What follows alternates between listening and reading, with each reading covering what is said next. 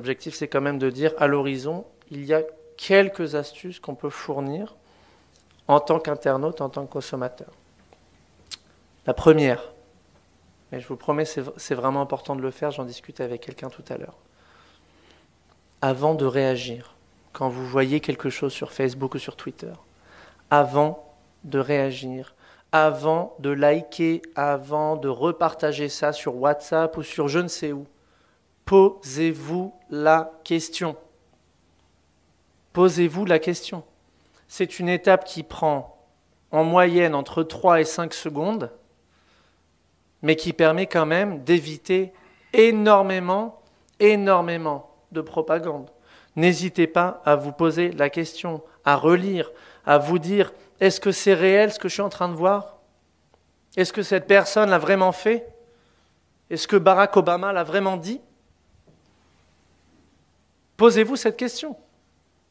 Cela ne vous prendra que 5 secondes et ça va permettre de résister de façon quand même assez efficace à être impliqué dans ces avalanches digitales.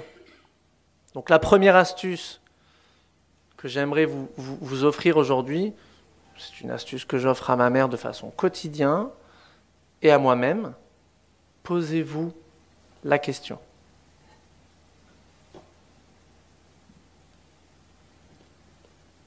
Si après vous avoir posé la question, vous vous dites « je ne suis pas sûr quand même, j'ai le sentiment qu'il y a quelque chose qui tourne pas rond », et bien la deuxième chose à faire, c'est de lire les commentaires et les réponses.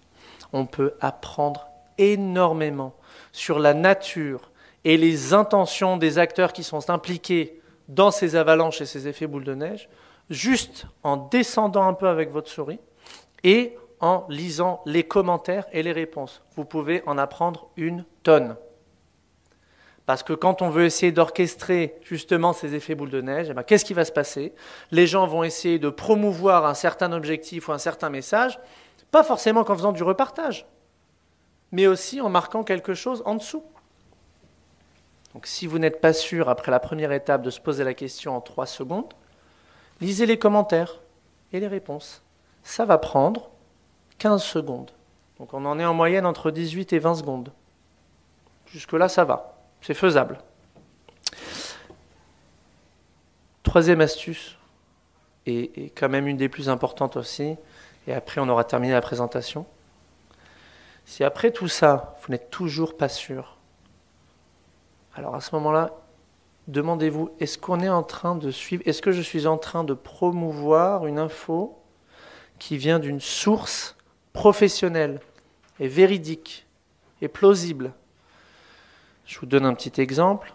Si demain, c'est un exemple d'hier soir, si CNN va marquer quelque chose sur Jamie Dimon, j'ai tendance à quand même y croire un petit peu plus. D'ailleurs, que ce soit CNN ou BBC ou peu importe, ou TF1, j'ai tendance à y croire un petit peu plus que si demain le même type de news venait du blog à Roger.